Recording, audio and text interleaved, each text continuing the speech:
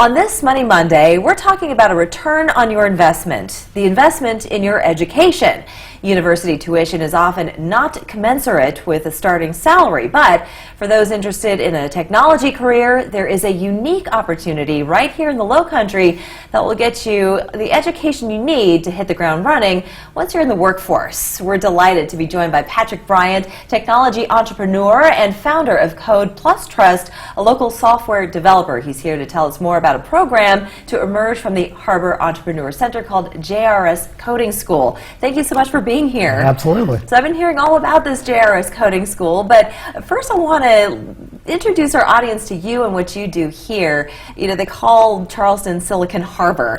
So you work in the technology industry. Absolutely. So Code and Trust is a firm devoted to creating apps and software for corporations and entrepreneurs. So anyone in that startup space that they're creating a new app, or a corporation that needs new software for their employees or customers.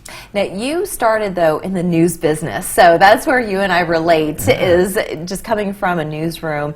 What did you do before? I was 20 years in broadcast television, so we founded a company called Go-To-Team back in 1997 that now has 20 offices around the United States and shoots video for every major network all the time, every day. We do about 3,600 shoot days a year across the United States. So it would be impossible to have not seen our footage.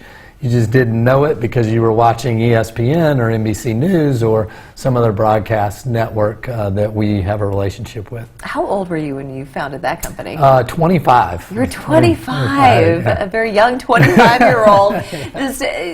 What made you come up with that idea?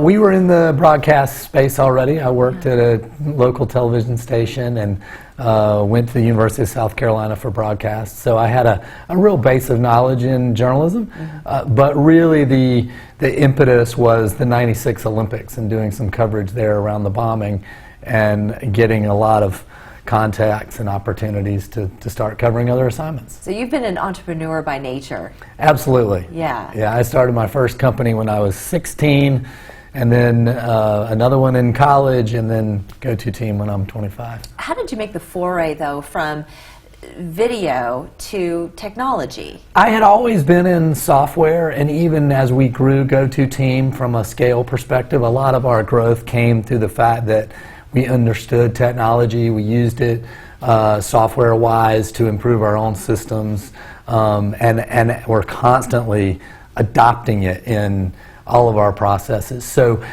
I was always in technology, but software is really a first love of mine, and I got back into it after leaving Go-To-Team in 2013.